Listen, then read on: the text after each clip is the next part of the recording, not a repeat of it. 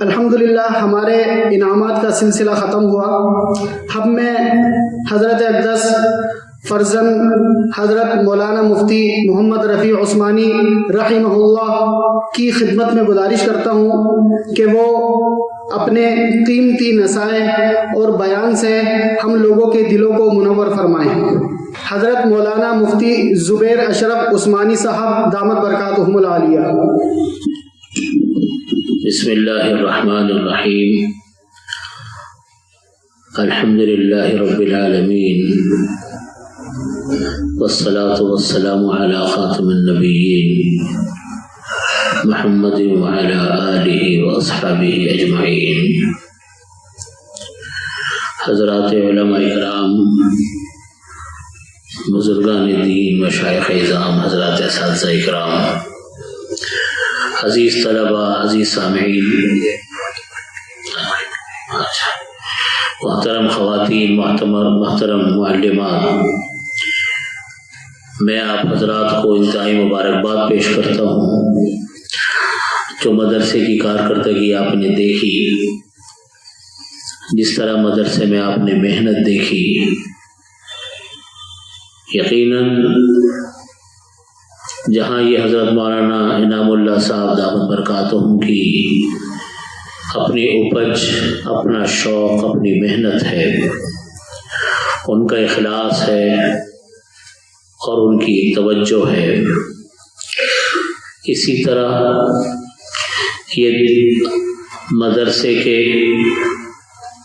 اساتذہ، مدرسے کی معلمات، کارکنان، ملازمین اور جن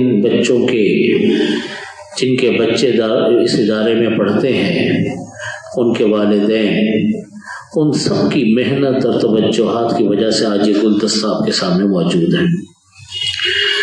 یقیناً فکر تو چند ایک انسان کی ہوتی ہے، لیکن اگر ان کو کارکنان اچھے نہ ملیں، اساتذہ اچھے نہ ملیں، بچوں کے والدین کی طرف سے تعاون نہ ملے، تو کوئی چیز پھر چل نہیں پاتی۔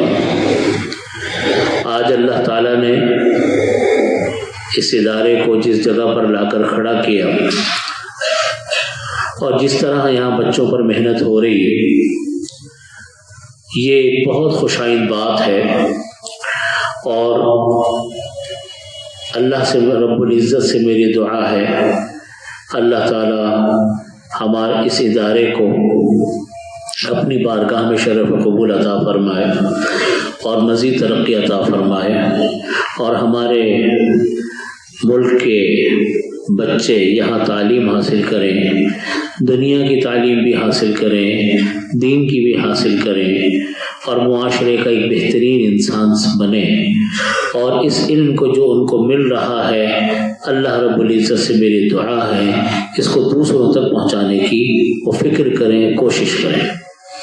میں نے بچوں کی تقریریں بھی سنی، انگلش کی تقریر سنی، اس کی پروناؤنسیشن دیکھی، سنی، تلفظ دیکھے، عربی کے بھی، اس کے بھی، اردو کی بھی، تو ماشاءاللہ مجھے بڑی خوشی ہوئی کہ جس انداز میں یہاں محنت جاری ہے، اس محنت کی ہمیں ہر محلے میں ضرورت ہے، ہر علاقے میں ضرورت ہے۔ اس وقت یہ صورتحال ہے ہمارے ملک کی کہ ہمارے ملک کی بیشتر اکثریت نہ اپنی زبان جانتی ہے، نہ اپنا کلچر جانتی ہے، بلکہ ان کو اپنے ملک کی زبان بولتے ہوئے شرم آتی ہے۔ وہ اس کو اپنی کوالیفیکیشن شمار کرتے ہیں کہ جی مجھ کو اردو نہیں آتی، یعنی گویا کہ بہت ہائی فائی اعلیٰ تعلیم انہوں نے حاصل کی ہے، پرلے درجے کی حماقت ہے، پرلے درجے کی جہالت ہے، پرلے درجے کے احساس کمتری ہے کہ انسان اپنے ملک کی قومی زبان کو یہ کہہ کر رد کر دے کہ مجھ کو نہیں آتی، اور اس کے اوپر وہ فخر بھی کر رہا۔ بہت میٹنگوں میں لوگ ملتے ہیں، بڑے فخری انداز میں کہتے ہیں معاف کیجیے گا جی مجھے اردو نہیں آتی۔ اس کا مطلب ہے کہ بہت ہائی فائی تعلیم انہوں نے حاصل کی ہے۔ وہ ہائی فائی تعلیم کیا ہے؟ انگریزوں کی غلامی، بس یہ ہے اور کچھ نہیں ہے کوالیفیکیشن، انگریز کے غلام بن جائے کسی طریقے سے۔ تو بھائیوں، تعلیم وہ حاصل کرنی چاہیے جو در حقیقت انسان کے لیے دنیا اور آخرت میں کامیابی کا ذریعہ ہو۔ اپنی زبان کو چھوڑنا کوئی عزت نہیں ہے، اپنی معاشرت کو چھوڑنا کوئی عزت نہیں ہے۔ جو آدمی اپنی نظروں سے خود گر جائے، جو قوم اپنی نظروں سے نیچے ہو جائے، اس کو دنیا کی کوئی قوم نہیں اٹھا سکتی۔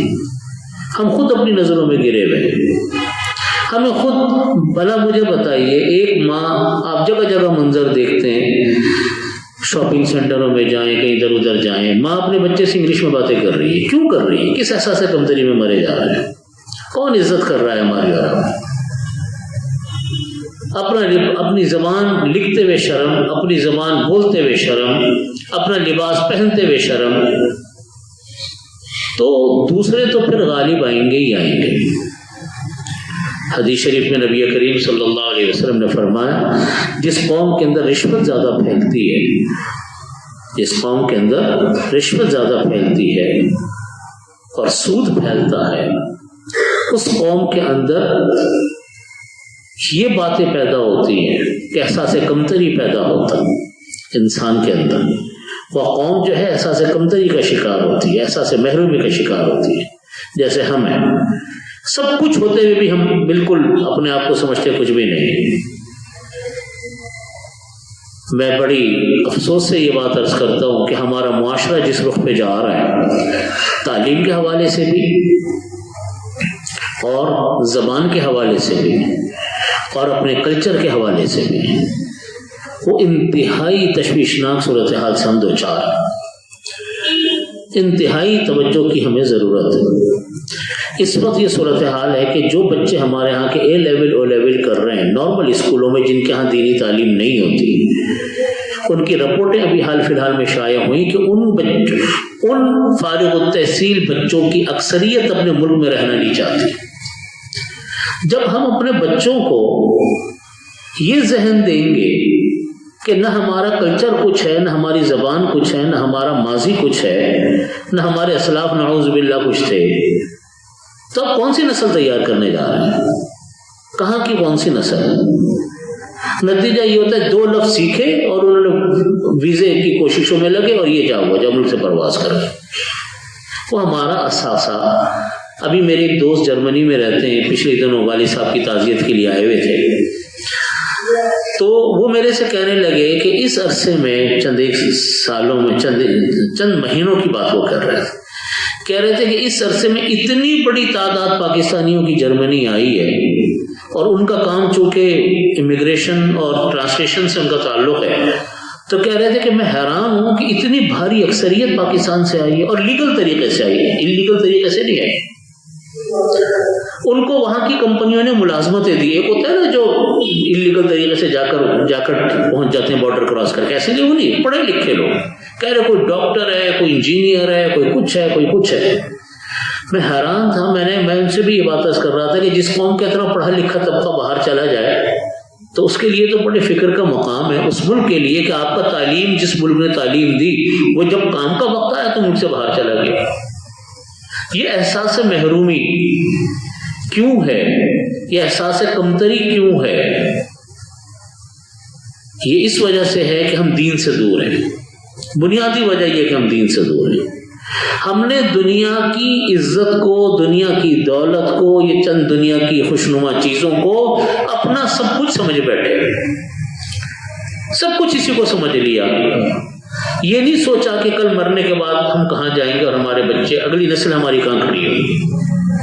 آپ ذرا دیکھیں ان ملکوں کا حال جن ملکوں کے اندر لوگ چلے گئے اور ان کی اولادیں وہاں پیدا ہوئیں، اب جو ان کی نیکسٹ جنریشن ہے، آپ ذرا دیکھیں وہ آپ کے ماحول اور مزاج سے بالکل مختلف ہے، اور 1-2 نسلوں کے بعد کیا بنے گا۔ اسی لیے کوئی یہودیوں سے شادی کر رہا ہے، کوئی عیسائیوں سے شادی کر رہا ہے، کوئی سکھوں سے شادی، مسلمانوں کی اولادیں شادی غیر مسلموں میں، تو ان کی اگلی نسلیں کہاں گئی۔ ایک دعا نبی کریم صلی اللہ علیہ وسلم نے ہمیں سکھائی، اللہ رب العزت نے سکھائی، ربنا آتنا فی الدنیا حسنہ وفی الآخرۃ حسنہ وقنا عذاب النار۔ دیر بہت ہو گئی ہے، میں مختصر اس دعا کی تشریح، سب کو معلوم ہے، کوئی نئی ایسی چیز تو نہیں ہے، سب کی زبان پہ چڑھی ہوئی دعا ہے۔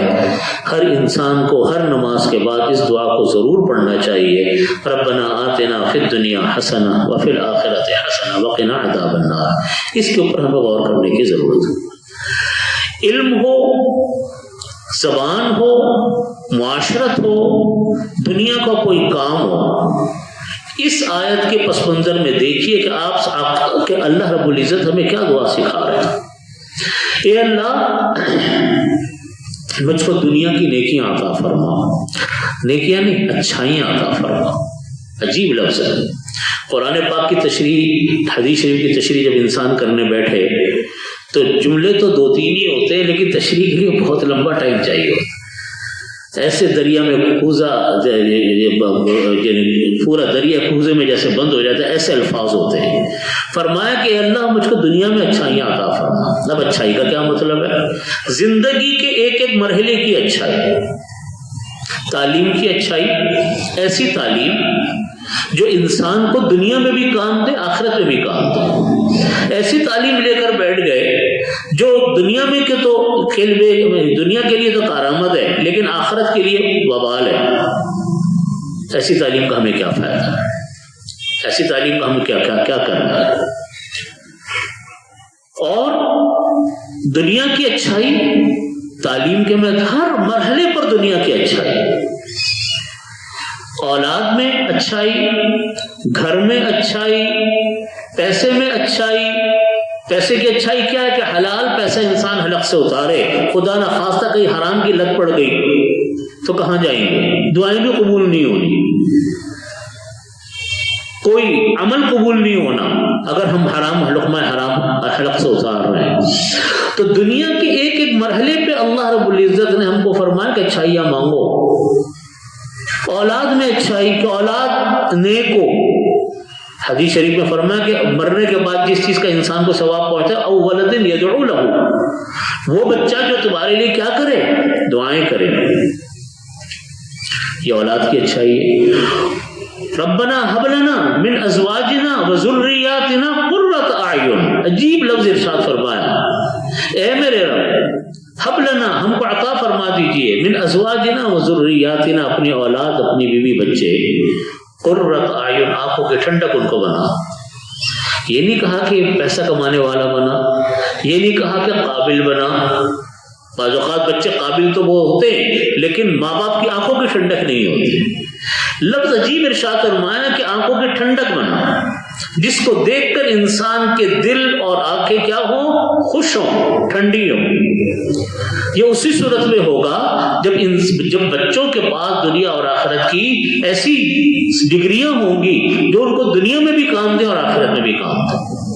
ایسی نیلی تعلیم لے کر بیٹھ گئے جس کا کام صرف دنیا کمانا ہے اور آگے کا کوئی تصور ہی نہیں۔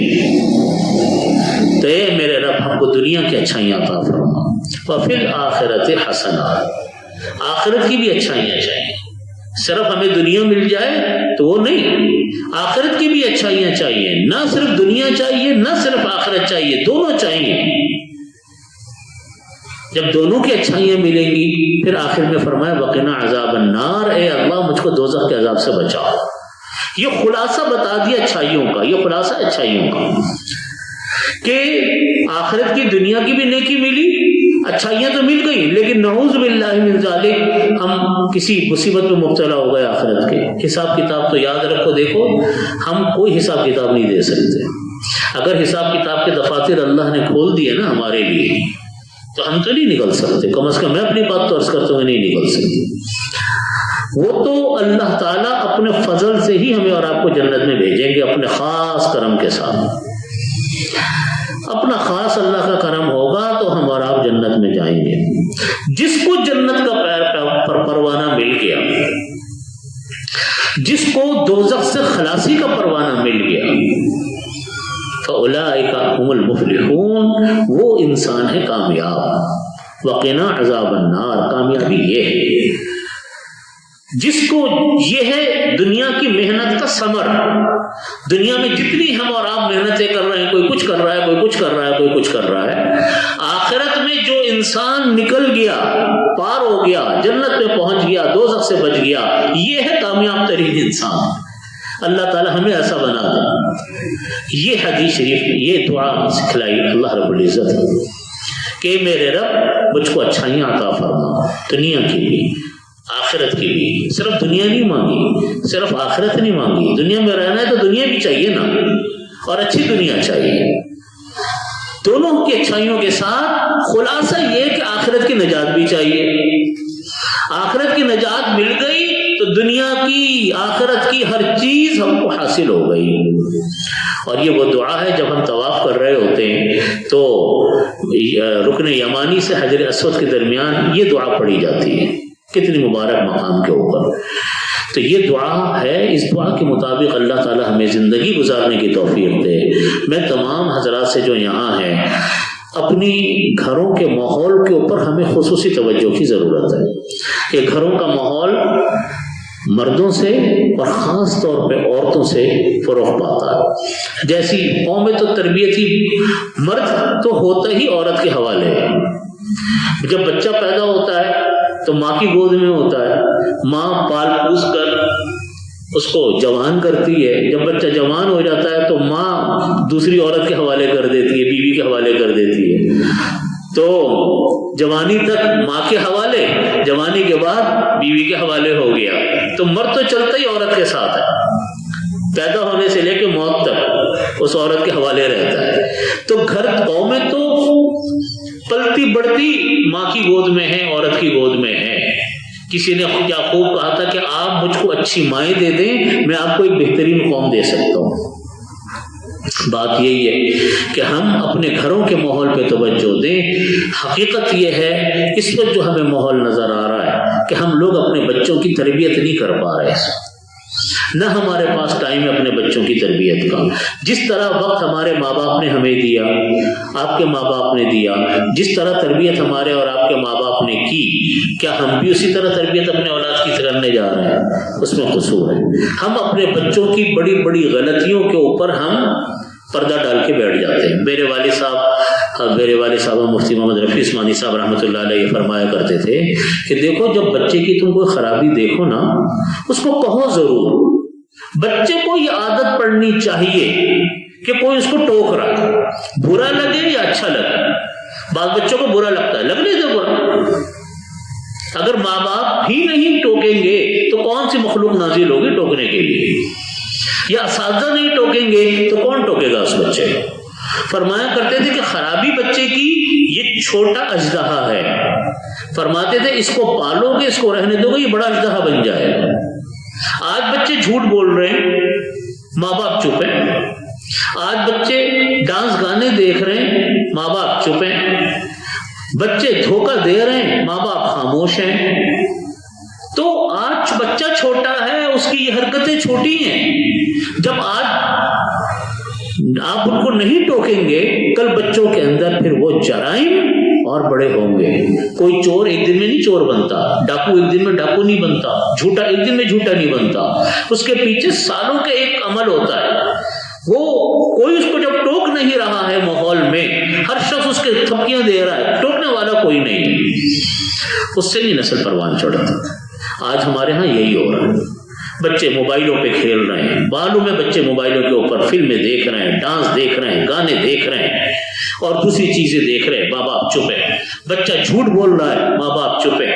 بچہ غلط بیانی کر رہا ہے، ماں باپ چپ ہیں. بچے نمازیں چھوڑ رہے ہیں، ماں باپ نے نہیں کہا کہ نماز پڑھو. بیٹا جلدی سو جاؤ، صبح کو اسکول جانا ہے. کتنا غلط جملہ ہے کہ جلد صبح کو اسکول جانا ہے. بیٹا جلدی سو جاؤ، صبح کی نماز پڑھنی ہے. یہ جملہ کہیں آپ بچوں. جب صبح کو نماز پڑھیں گے تو اسکول بھی چلے جائیں گے.